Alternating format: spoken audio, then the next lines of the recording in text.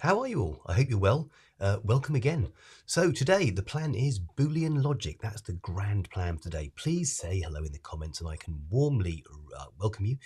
Um, and we can push on. We are so nearly done with this now. So Boolean logic, something that I reckon you probably find quite straightforward. But before we get to that, let's think about having a look back at some of the quizzes we've done before. Hi Aditya, how you doing? Thank you for joining us, dear man. So what about this one? I think we did this one last week. Indentations, naming conventions, and commenting are all defensive design practices that help programmers read and understand the code they need to maintain.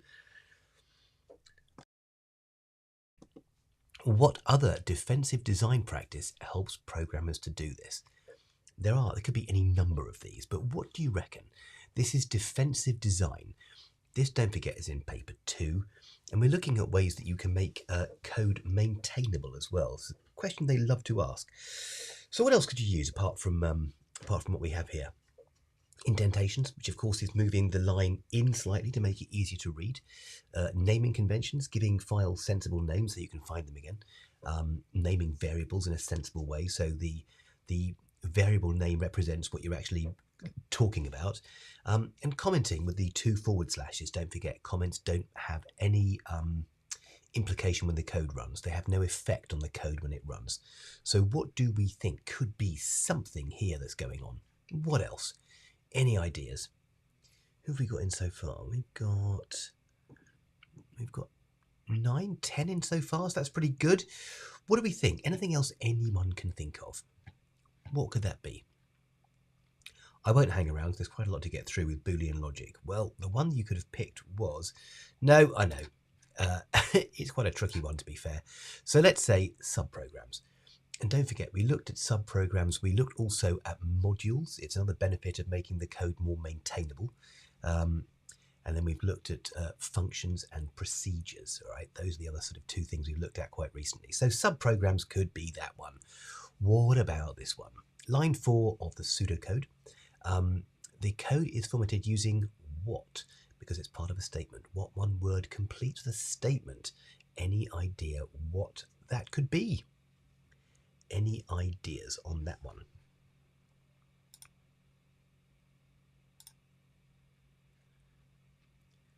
So we've got 10 in so far, so welcome everyone. Those of you lurking in the background not wanting to say hello, which is fine, because I don't mind going through this.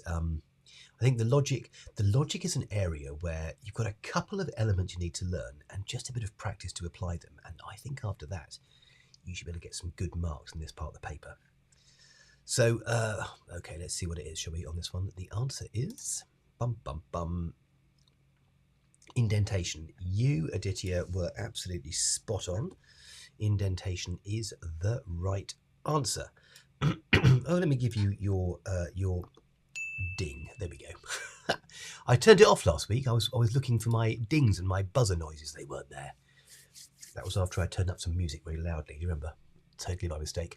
Authenticating users, regularly updating programs and writing code that's easy to read are all ways of using what design? Hi, Bogdan. How you doing? Welcome to the show. Well, show is maybe stretching it slightly. Welcome to the live stream. We've got defensive, and we've got defensive. We'll go for a ding, and a double ding again. Hash Brown, outstanding. Welcome, dear man. Great to see you. Emad, how you doing? Nice to see you, dear man. Hope all is well. Yeah, I thought it was just you and me. I think the others were lurking. They're probably sort of doing other things, maybe. Hopefully today should be quite straightforward for you. I'm kind of hoping. Let's see anyway. So we've got defensive design, absolutely spot on. This is exactly what it is. What about this one? I think this one you struggled with last week. This was about errors in programs. And do you remember we had when you test a program, you've got normal data that should work. You've got boundary data that should work, but only just, if that makes any sense. It doesn't really. So if it needs to accept inputs from 0 to 10, 0 and 10 would be boundary data, whereas -1 and 11 wouldn't. Here we go. So what do we think? Aditya said test 3. I think that you did this last time and got it right. So well done. That is outstanding. I'm kind of rushing through these because I think last week you did really well at these. What type of an error? There we go. Hi, Matthew. How you doing? Good to see you, dear man. Hope all is well. Due to test data as -1. You're absolutely spot on with that, by the way, Aditya. And did I say hi, Matthew? Yes, I did. Great to see you, dear man. Welcome. Boolean logic is the joy we have in front of us today. Oh, I've just given you the answer to this one. It was a logic error. What type of error would you find? And don't forget, we've got syntax and we've got logic errors. Yeah, it was a logic error. So generally speaking, when they do a logic error, it's because you've done greater than rather than less than, or the program actually works, the program functions, but it just gives you the wrong results, or it gives you erroneous results. Whereas a syntax error is more like a spelling mistake. They've done print rather than print, or they've done there's actually a kind of mistake in the code. There's a mistake in the language of the code. There we go. That's a better description. Okay, so that is that one.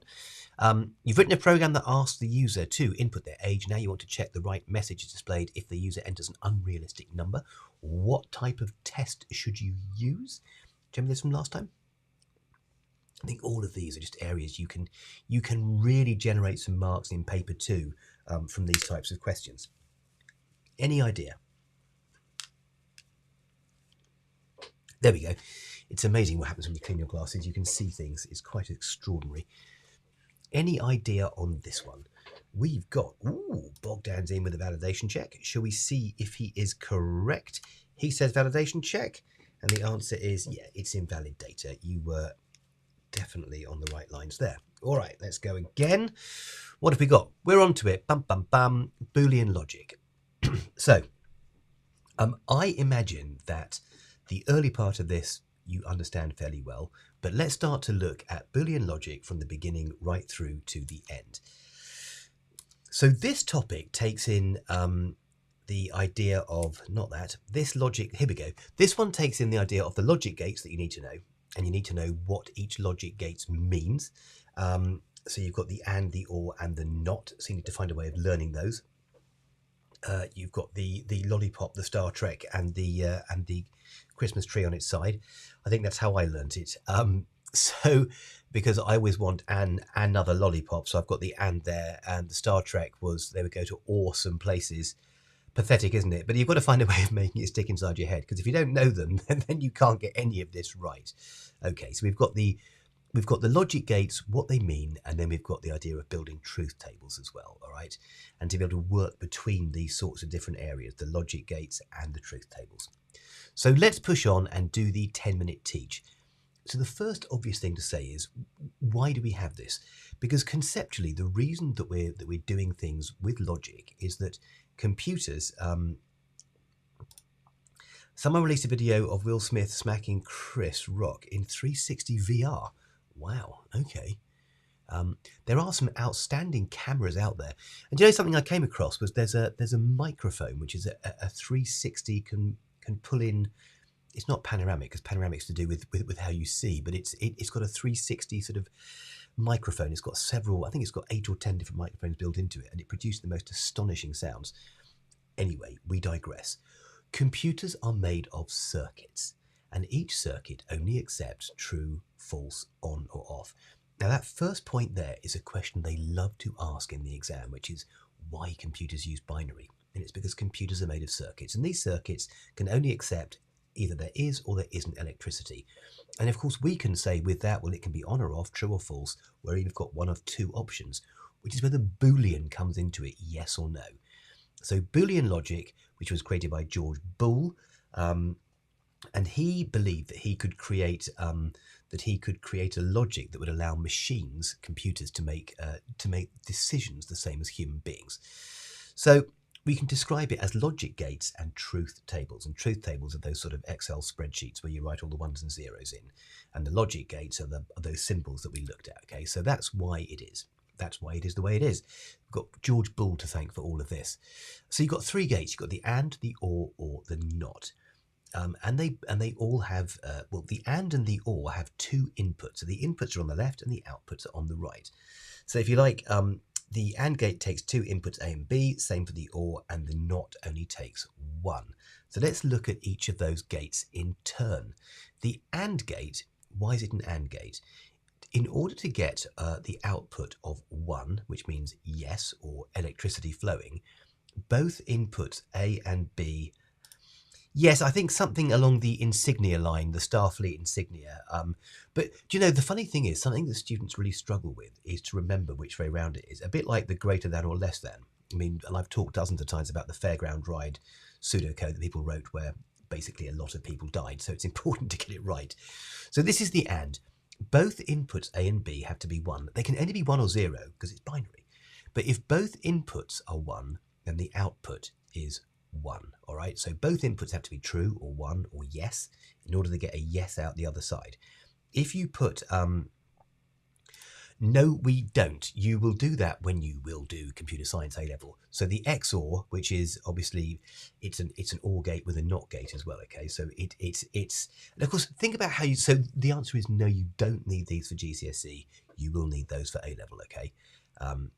But you're already ahead of it. It's just an OR gate with a NOT gate, isn't it? And you can see how you can build up these gates to create, well, to create adders and half adders that allow you to do calculations, which of course is exactly what's inside a processor, isn't it? It's just made up of millions of these gates, which are made of transistors, yes or no?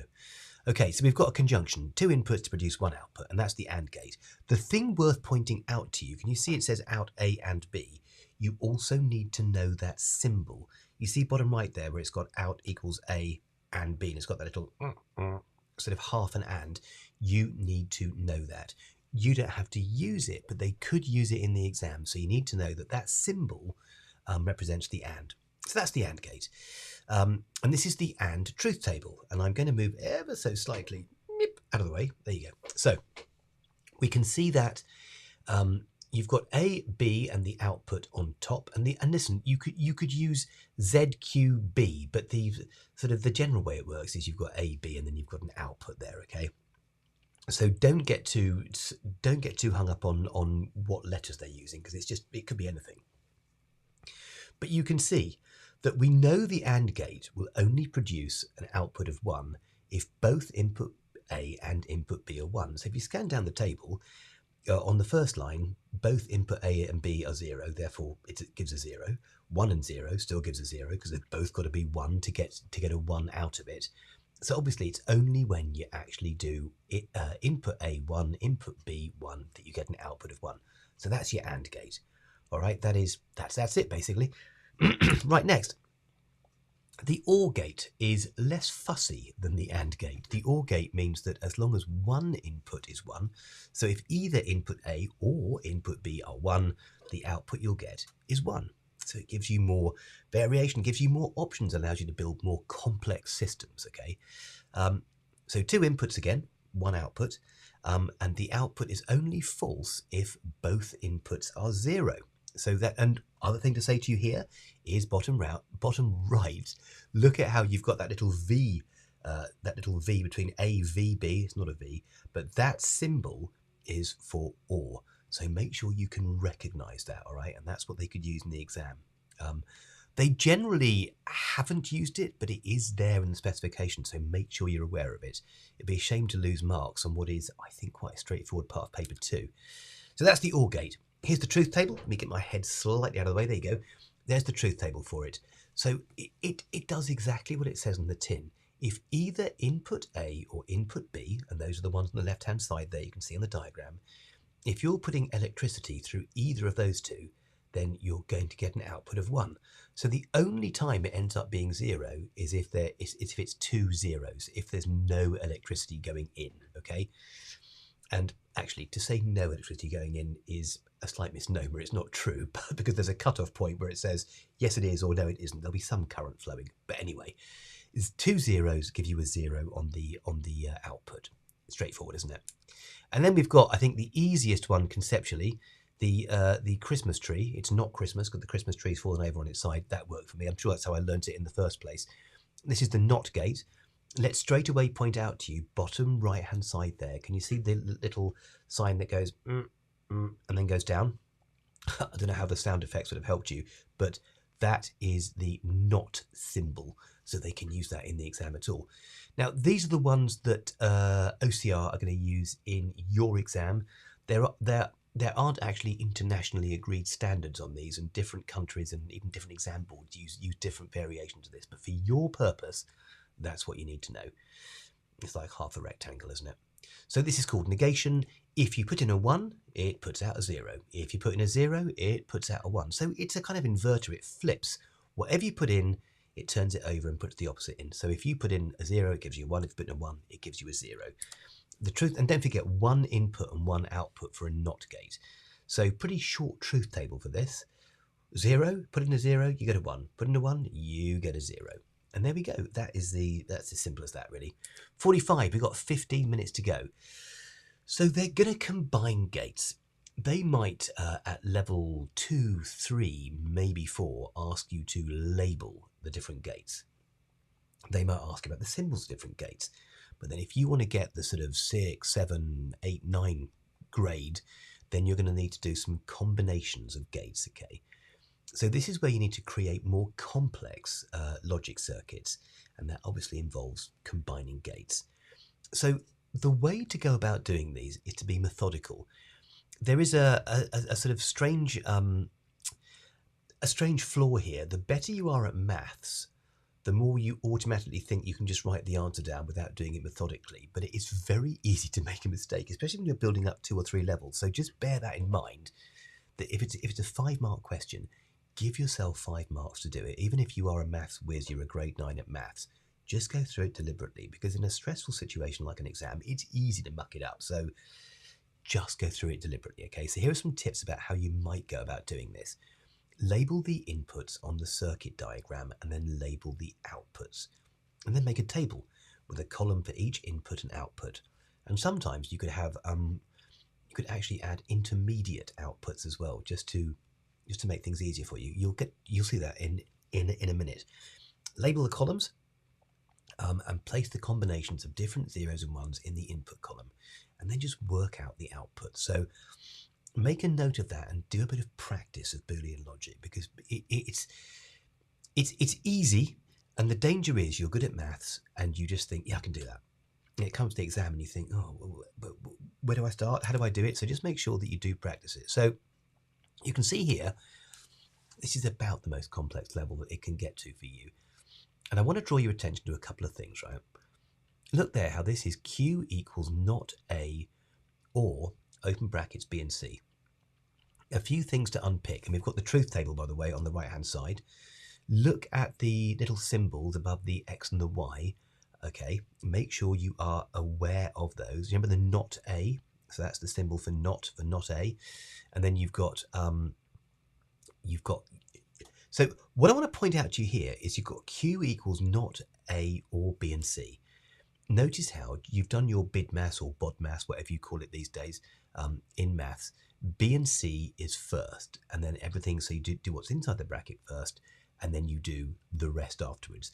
And if there are more expressions, you simply add more brackets and you work from the center and you work outwards, okay?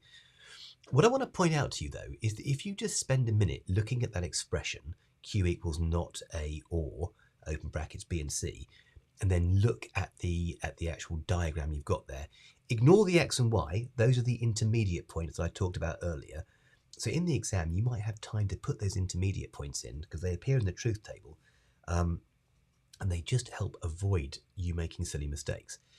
But if you look at that diagram, and you were given, for example, that expression and told to write the diagram, think about how you might go about doing it. We know Q is this point on the extreme right-hand side. Let's go over here.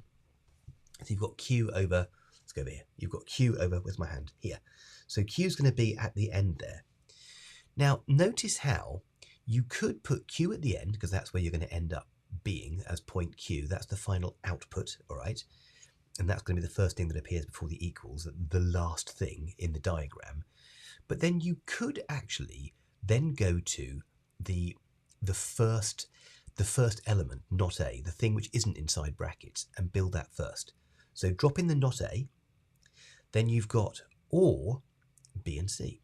So you can then drop those in afterwards, not A or B and C. And you might find that a bit easier. So it's a bit as though you start you sort of put the thing together in the opposite order. But I would spend a bit of time looking at that particular diagram and think, okay, how would I go about building it? Because I was going to say there's a logic to it. It's a logic diagram. Of course, there's a logic to it. But just think about how you might want to do that.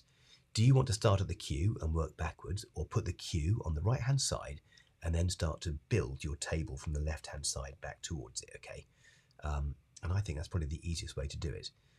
Because you've got not A at the top, and then you've got B and C, and then you've got the rest of it. Okay, so that's your truth table here. And really, just spend a bit of time making sure you're happy with how that works. All right, easy peasy. So that is an example there. All right, so we've got 10 minutes left. Let's do some quizzing on this and see how much of this you have picked up. Let's do some easy ones first of all. If the inputs to an AND gate are 0 and 0, what's the output? This should not take you very long at all. What do we think it is? If the inputs to an AND gate are 0 and 0, what are the outputs? Okay, so Bogdan has come straight in with that, and so has Aditya, and so is Hash Brown. That is outstanding, so let's just say yes. Hey Zainab, how you doing? It's 0. Pixelator, well done for being there. That is really, really good. Great to see you guys. So that is easy peasy. All right. Yeah, we've got 9 minutes. We can get through this. It is 0. Another ding for good luck. All right, this one. What output is missing from the truth table below? Again, this level of complexity, I think they could add one more level of complexity to this table. Have a muck around with building gates from expressions and building expressions from gates, and see if you can cope with it both ways round, how you'd go about doing it. Okay, Aditya is saying, I think Aditya was saying 1. I think Pixelator is saying 1. Any more before we go for it? Emad, hello dear man, has gone for a 1 as well. Right, so let's put that one up there. And indeed, the answer is 1, as Bogdan correctly said. All right, guys, outstanding. Zainab said 1. You're spot on 2. Not 2, 1. Spot on as well. Look at this image. What does this logic symbol represent? Easy peasy. Easy peasy. Ooh, 19 people. That's good. Thanks for coming, guys. I appreciate you've got a lot on. You've got your exams. It's a struggle to come and do this as well. But what does this represent? I can see the answers are flying in here. Bogdan says and, Pixelator says and, Emad is and, Aditya is and, Hash Brown is and. You are all absolutely spot on. All right. And Zainab said and as well. That is very, very good. Next, what about this one? Slightly trickier. What output is missing from the truth table below? Any ideas? What output's missing from this truth table below?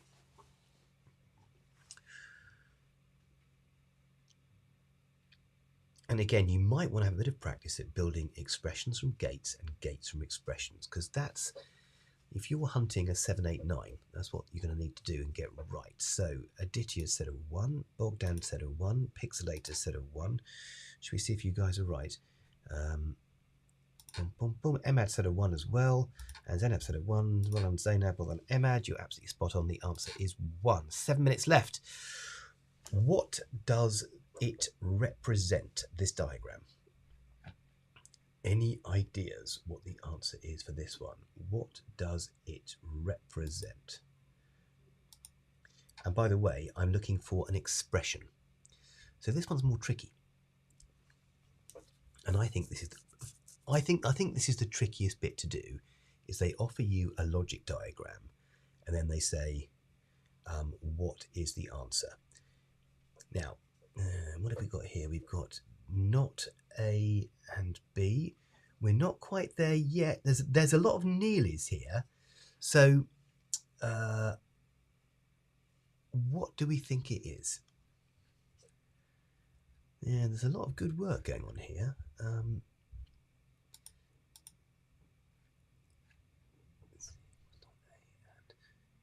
Yeah, I think that the I think you're absolutely spot on. The B for some reason is coming through as a smiley face. I don't quite know why, but it seems to be. So there we go. I think you all got that right. That's 1,000 dings for you all. That is really good. C equals not A and B. That is so good. So we had, you had loads of you got it right here. I'll put the next one up while I'm congratulating you all. What about this one? This one will hopefully hurt your brain slightly more. So we had Aditya, we had Pixelator. Yeah, you guys just got this. Bogdan got it. Zainab got it. Chris got it. Emad got it. So yeah, that is pretty good. So what about this one? This one is a stinkier one altogether. Nothing will be harder than this in the exam, other than doing it in exam conditions with a see-through pencil case, a wobbly chair, and your whole life opening up like a gigantic chasm in front of you. Apart from those small facts, it will all be very, very straightforward. So we have some answers coming in. This is question 6. So we've got D equals not A and B and C. Oh, guys, you are good. Okay, you are very good. So let's Hi Flynn, how you doing? Well, I'm for coming. Let's have a look and see what we've got here. So we've got, I think this was Pixelator, not A and B and C, not C or A and B, slight difference. D equals not C and AB. This is really positive because you are all, I would have said, either there or 70% of the way there. I'll flash the answer up in a second. Flynn, not A and B and C. That's good. Yeah, okay. I've got that one, Aditya. We've got Bogdan, not A and B. I'm getting a smiley face. And C. Yeah. Guys, you have got this, actually. That is good. So the is D equals not A and B and C. Saying in words with the brackets there, it would be more confusing. But that's what the expression should look like, okay? That's really good. You are all definitely in the right area for that. I think that's probably conceptually the most difficult thing to do, and it's just making sure you get the brackets first. You get the brackets right, and then you just build outwards. Okay, so have a bit of a practice and a play around with these to make sure that you are you're happy with what you're doing. All right, so that was the answer is D equals not A and B and C. Right, well, do you know what? It's a first. I'm going to finish 2 minutes early. Next week we come on to what I think is, again, for me this is a little bit like the operating system section of paper 1, that it's really a series of facts you've got to go away and learn. High level versus low level languages. We know that high level languages, we're looking at things like Java and Python, and low level languages we're looking at the lowest would be machine code, but we'll be looking at one other as well. And then we've got translators, and we've got translators in 2 flavors, the compiler and the interpreter, what they're used for, advantages, disadvantages, and it's another lovely question if it pitches up, which you can absolutely nail in paper 2. I think that was also right, Zainab, by the way. I think that was a good answer there. All right, guys, well, we are done. I think we've got another 3 or 4 of these now. This is live stream 23 today. Unbelievable. So that'll be next week. And I will let you go and enjoy your evening. Now, if you've got any particular areas of the syllabus that you are really concerned about, a few things you'd want to cover, either email me or catch me, and I'm more than happy once you go on exam leave, if we have time, to put on something extra for you. It's not a problem, okay? If there's some areas that you want covered in more detail or something you'd like a recap with, just let me know. Have a lovely evening, and I will see you all in exactly a week's time. Bye-bye, guys. Be good. Bye-bye.